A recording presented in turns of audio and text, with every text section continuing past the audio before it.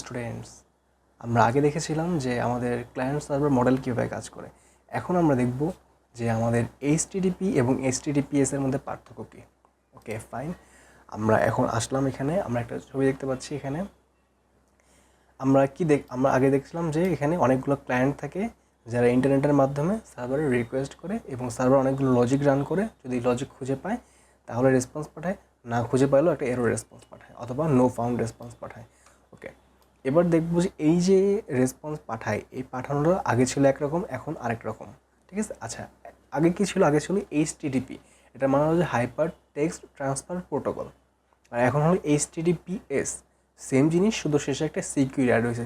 এটা জিনিসটা কী মূলত? এটা হলো যে data send across the HTTP is plane text. মানে কি, আগে যখন আমরা ডেটা পাঠাইতাম তখন একদম প্লেন টেক্সট হিসেবে যেত।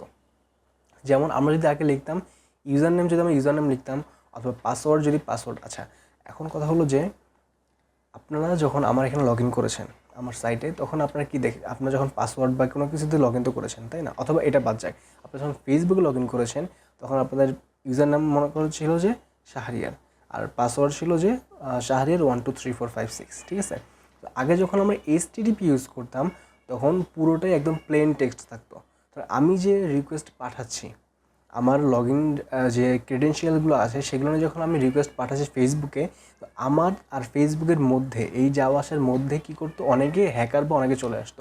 তখন তারা যখন আসতো, তারা আমি যে জিনিসটা পাঠাতাম প্লেন টেক্সট, যে user name Shahriar, password Shahriar 123456, সেই জিনিসটা ইজিলি দেখতে পারতো। মানে তারা দেখতো একদম প্লেন টেক্সট হিসেবে দেখতে পারতো।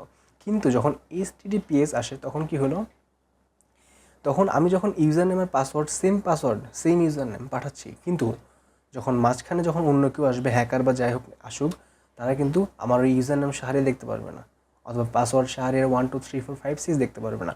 তারা দেখবে কি, শাহরিয়ার পরিবর্তে ইউজার নেমে যেরকম অনেকগুলো লেটারের বা কম্বিনেশনে অনেক কিছু, ঠিক আছে, আর পাসওয়ার্ড সেম অনেকগুলো কম্বিনেশন। তো এই জিনিসটা মূলত অনেক মানে সুন্দর একটা ভালো একটা জিনিস, যে এর মাধ্যমে আমাদের অনেক বেশি সিকিউর হয়ে গেছে ওয়েবসাইটগুলো। আমরা যখন কাজ করব তখন আমরাও দেখবো যে আমাদের ইউজার নেমগুলো কীরকম যেন হয়ে যাচ্ছে। তারপর আমাদের পাসওয়ার্ড যে করবো, সেই পাসওয়ার্ড আমরা নিজেরা সাইট বানাচ্ছি, আমাদের সাইটে ইউজাররা লগ ইন করছে পাসওয়ার্ড দিয়ে, কিন্তু আমরা নিজেরা সেই পাসওয়ার্ড দেখতে পারছি না। তো এই জিনিসগুলো আমরা আস্তে ধীরে শিখবো। তো এটাই মেন পার্থক্য হলো যে এইচটিটিপি এর মধ্যে ইউজার নেম আর পাসওয়ার্ডগুলো একদম প্লেন টেক্সট হিসেবে যায়, আর এইচটিটিপিএস এর মধ্যে কী করে, ইউজার নেম আর পাসওয়ার্ডগুলো অনেকগুলো লেটারের কম্বিনেশনে একদম এমনভাবে হারায়, মানে এমনভাবে যায় যেন মানে সহজে খুঁজে না পাওয়া যায়। ঠিক আছে, আচ্ছা কিন্তু আমি যাকে পাঠাচ্ছি সে জানে যে এটার মানে হলো এটা, সে জানে যে আমি যখন ফেসবুকে পাঠাবো তখন ফেসবুক জানবে যে এই যে ইউজার নেম এটুকু মানে হলো শাহরিয়ার, আর এই যে এটুকু পাসওয়ার্ডের মানে হলো শাহরিয়ার 123456। ঠিক আছে, আচ্ছা তো এরপরে আসি আমরা, এরপরে যে ব্যাপারটা দেখবো সেটা হলো ডিএনএস এবং হোস্টিং। আচ্ছা এই জিনিসটা কি? আচ্ছা আমরা যখন আমাদের যে কোনো ওয়েবসাইট থেকে যখন আমরা লিখি এখানে, আচ্ছা আমরা যদি এখানে লিখি এসে যে যদি আমরা এখানে লিখি যে কী লেখা যায়, যে youtube.com, এই যে আমরা লিখি এখন, ঠিক আছে। আচ্ছা এটা লিখলে আমার কী হয়, youtube.com তো লিখলাম, এখানে লিখার পর কী করলো, আমাদের ইউটিউবে নিয়ে গেল। অথবা আমরা যদি এখানে গিয়ে লিখি যে কী লেখা যায়, আচ্ছা আমরা যে কোনো একটা লিখলাম যে udemy.com, যে ইউডিমির মধ্যে আমরা এটাকে লিখলাম। আচ্ছা আমি যে ইউডিমি লিখলাম অথবা ইউটিউব লিখলাম, এটা কিন্তু ব্রাউজার পড়তে পারতেছে না। এটা আমরা লিখতে পারছি, যে আমরা এখানে ইউডিমি লিখছি বা ইউটিউব লিখছি, এটা আমরা জানি, আপনারা জানেন, কিন্তু ব্রাউজার তো এটা জানে না। আমরা জানি যে কম্পিউটার সাধারণত বাইনারিতে চলে, তাহলে এইটা তাহলে কীভাবে কনভার্ট হবে? তো এই যে কনভার্টের যে ব্যাপারটা আছে সেটা মূলত করে ডিএনএস, ডোমেইন নেম সিস্টেম। ও কী করে, আমরা যখন কোনো একটা সাইট আমাদের সার্ভারে হোস্ট করি, যখন ডিপ্লয় করি, তখন ডিএনএসটা কী করে, সেই যে আমাদের সাইটে যে নামটা আছে সেই নামের পরিবর্তে কিছু আইপি অ্যাড্রেস সে কী করে স্টোর করে রাখে।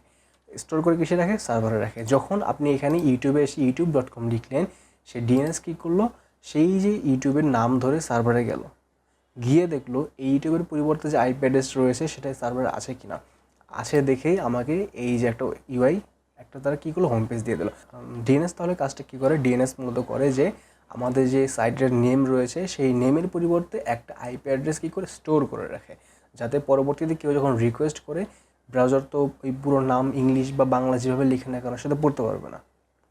সুতরাং সে যদি পড়তে পারবে না, সে নামের পরিবর্তে একটা আইপি অ্যাড্রেস স্টোর করে রাখে, যেটা ধরে পরবর্তীতে সার্ভারের মধ্যে সার্চ চালায়। আচ্ছা, তাহলে এবার এই ডিএনএস তো গেল, হোস্টিংটা কি? আচ্ছা, হোস্টিং মূলত হলো একটা ভাড়াটে কম্পিউটারের মতো। ব্যাপারটা কী হয়, সার্ভার তো অনেক বড়, তাই না? আচ্ছা, সার্ভারের মধ্যে আমরা একটা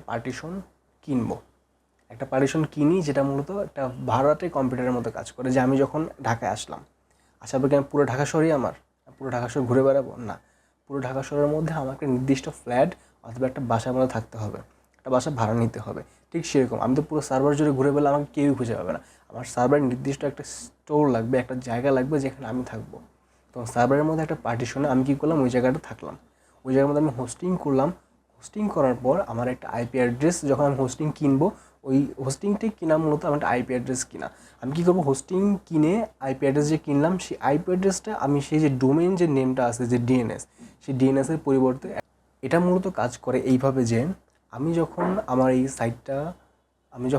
সাইটটা আমার ডিপ্লয় করবো গুগলে, যখন যে কোনো মাধ্যমে যদি আমি ডিপ্লয় করতে যাই, তাহলে আমি কী করবো, প্রথমে কিনবো ডোমেইন নেম কী কিনবো, laranithshaharia.com, একটা ডোমেইন নেম কিনলাম। এবার কী কিনবো, একটা হোস্টিং কিনবো। হোস্টিংয়ের মধ্যে কী রাখবো, একটা আইপি অ্যাড্রেস পাবো।